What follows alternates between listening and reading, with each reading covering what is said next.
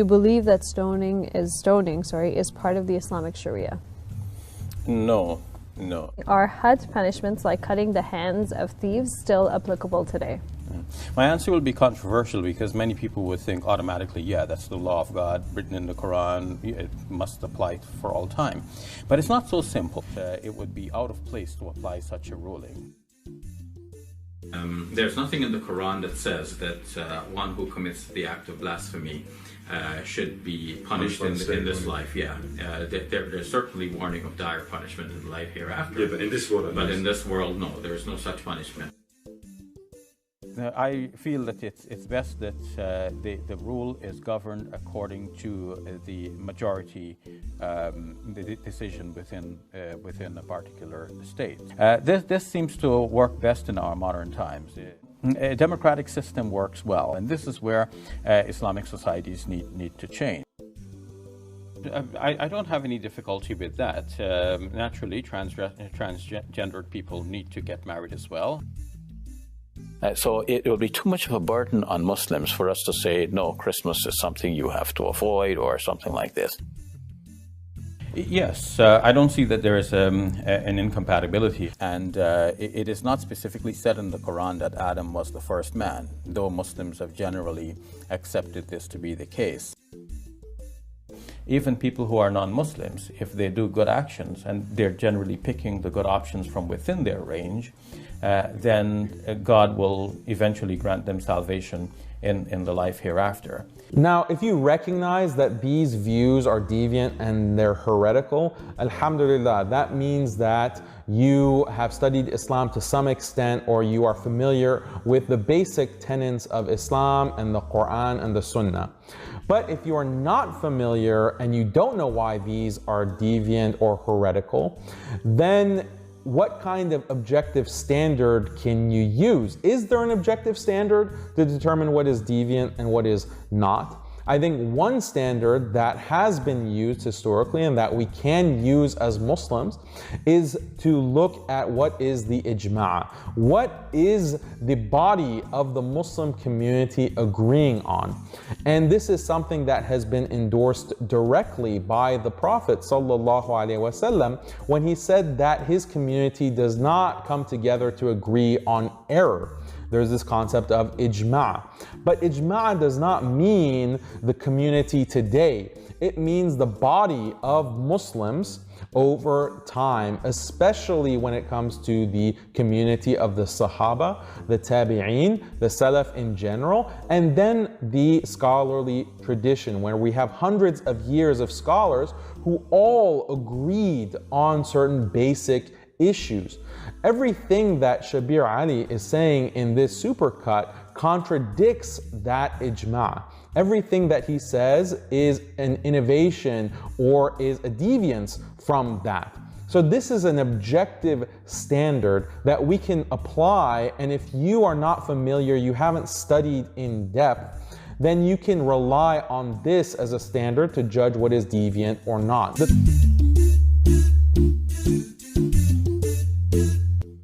It's amazing how Muslims have something called infighting, where Muslims fight with other Muslims when they disagree on basic tenets. Now, I saw this video. I think I saw it on Facebook or whatever, and it's a new video. It was done earlier today, where this Muslim named Daniel is basically criticizing Shabir Ali for taking some reasonable stance on Quran and on the Quran and Islamic claims.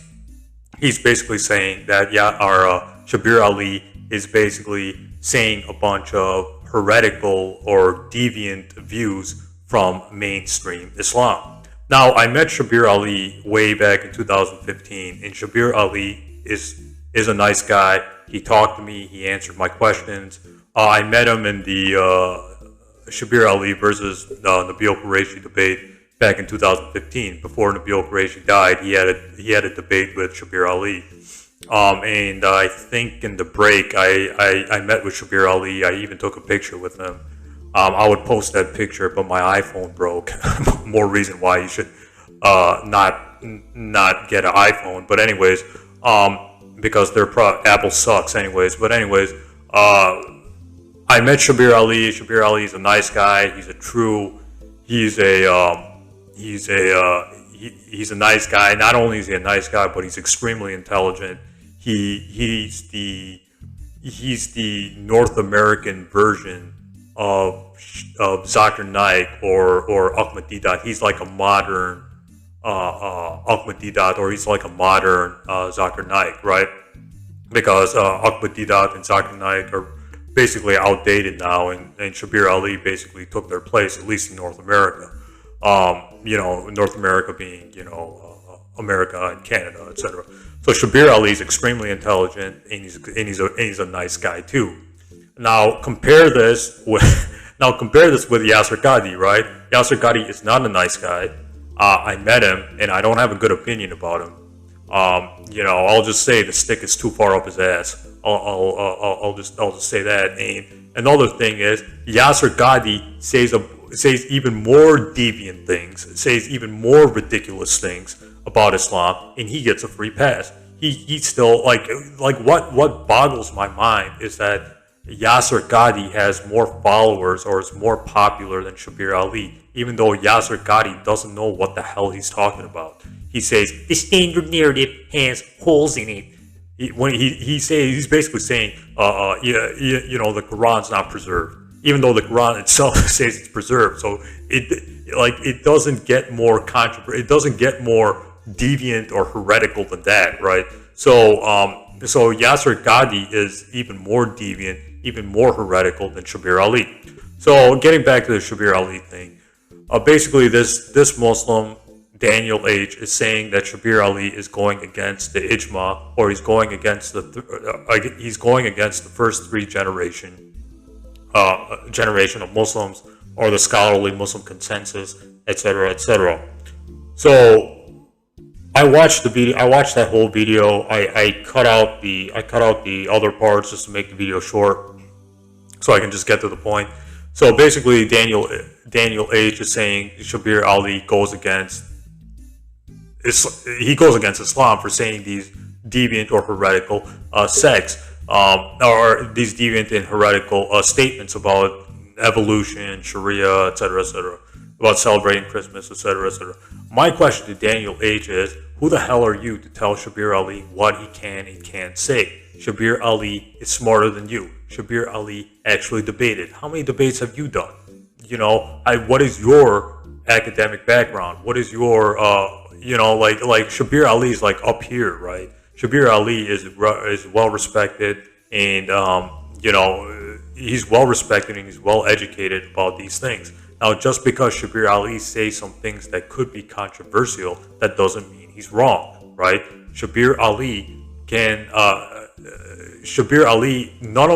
everything in those clips, Shabir Ali said reasonable things, or he said reasonable statements about various things like evolution, celebrating Christmas, what else, evolution, etc., etc. These are reasonable statements. But no, this Muslim apologist, or this Muslim YouTuber has to go against him, saying no, he has heretical or deviant views, like this person's like the Pope of Islam or something like that.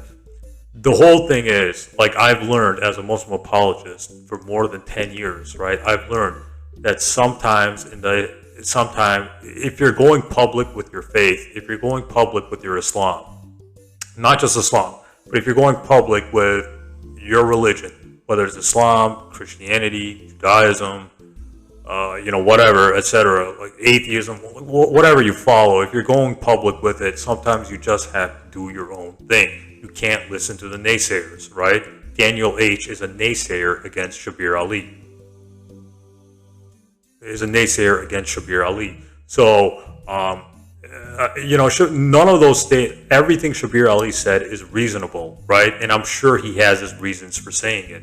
But someone like Daniel H, shouldn't make a YouTube video. Well, it's a free country. I don't know where Daniel H lives, but it's a free country. You can say whatever you want. This is just my 2 cents. This is just my commentary on the whole thing, because Muslims are now like attacking other Muslims for having deviant views, etc., etc. My question is, who the hell are you to point the finger at them? Why don't you just focus on your own issues, right? Like there in Islam, there's no pope in Islam. If there's any pope in Islam, it's the Prophet Muhammad, right? Because Islam stems from the Prophet Muhammad, or it started with the Prophet Muhammad. So just because Shabir Ali says some things that could be controversial, that doesn't mean he's wrong, or that doesn't mean he's purposely going against Islam and the theology of Islam and the corrected Sunnah, or the ways of the Prophet Muhammad. So basically, I don't know, because like sometimes you just have to when you're following a religion, you just have to do what you believe is right. Sometimes you have to do what you think is the right thing to do, right? Your imams or your priests or your rabbis or your pastors, they're going to tell you the same thing. They're going to say sometimes you just have to do what you think is right? You can't just rely on anybody. You can't just rely on people. Sometimes you just have to, just do what you think is the right thing to do, or say what you think is the right thing to say. So Shabir Ali, being the rational, intelligent person he is making some rational and reasonable points about various issues, like Christmas, like evolution, like Sharia law, etc., etc. These are reasonable points he's making. Right now, I don't know too much about evolution. I barely passed university science courses. So I'm the last person to talk about the whole evolution and creationism situation. But it seems like Judaism, Christianity, and Islam do have this similar problem with evolution versus creationism. There's a really good book called Darwin's Doubt, and I'm going to be putting the Amazon link below. I think this book is $12. So it's not, it's definitely affordable. So just buy this book, read it, and then make up your own mind about creationism and evolution. And there's a bunch of other books, but Darwin's Doubt is probably the best, where this author does give a positive case for intelligent design and the whole Adam and Eve story. And, he does give some positive statements about why there is a God, and why there's evidence for intelligent design, etc., etc. It's called Darwin's Doubt, and the person who wrote it was not a Muslim. I think he was a theist. I don't know if he was a Christian or not. I want to say he was a Christian. I don't remember who wrote it, but it's called Darwin's Doubt. It's a really good book that talks about these issues, about evolution versus creationism issues. I read it a long time ago, so but I remember he did make some good points. But that's not the point of this video. So basically, the whole point is that Daniel H should just let Shabir Ali say what he wants to say. If Daniel H wants to go after heretical popular Muslim speakers, he should go after Yasser Qadhi, because Yasser Qadhi deviates way further than Shabir Ali. Yasser Qadhi is now doubting the Quran. He's saying, he openly said he has doubts about Islam. He has doubts about the Quran. He has doubts about, he supports evolution. All this stuff definitely takes you out of Islam. Yet Yasser Qadhi keeps getting the attention that he doesn't deserve. He has a lot of followers, etc. Even though Yasser Qadhi, at this point, Yasser Qadhi has severe doubts about Islam. And just don't take my word for it, right? Just watch his standard narrative has holes in it, which is going around the internet. Every Christian apologist is making fun of Yasser Qadhi for doubting for doubting the Quran, right? People are mocking and laughing at Yasser Qadhi. Well, non-Muslims are mocking and laughing at Yasser Qadhi left and right for having doubts about his religion and being a popular Muslim speaker. So if you're going after some popular Muslim speaker, leave Shabir Ali alone. Shabir Ali is far more intelligent and far more reasonable than Yasser Qadhi. So if you want to go after somebody, go after Yasser Qadhi. Leave Shabir Ali alone.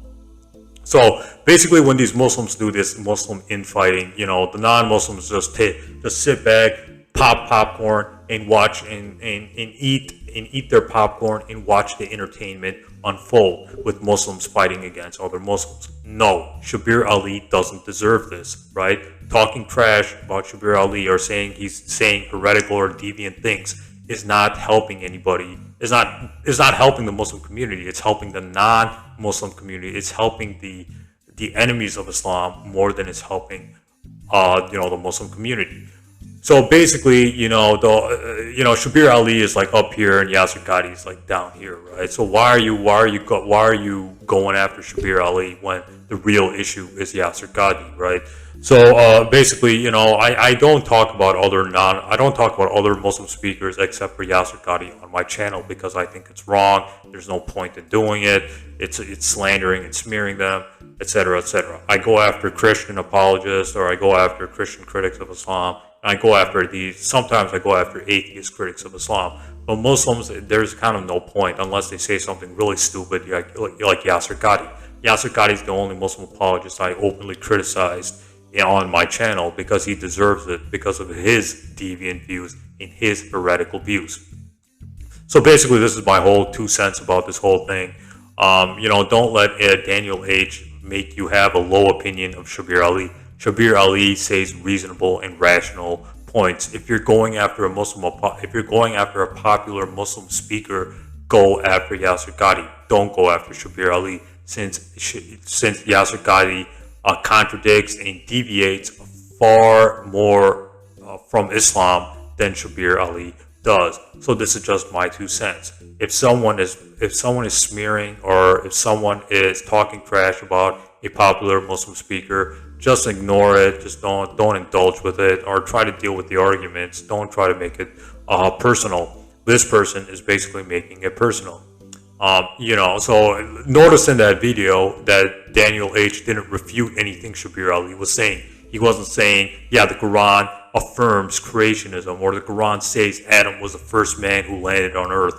Thus, basically Daniel H. wasn't refuting any of the arguments Shabir Ali was saying.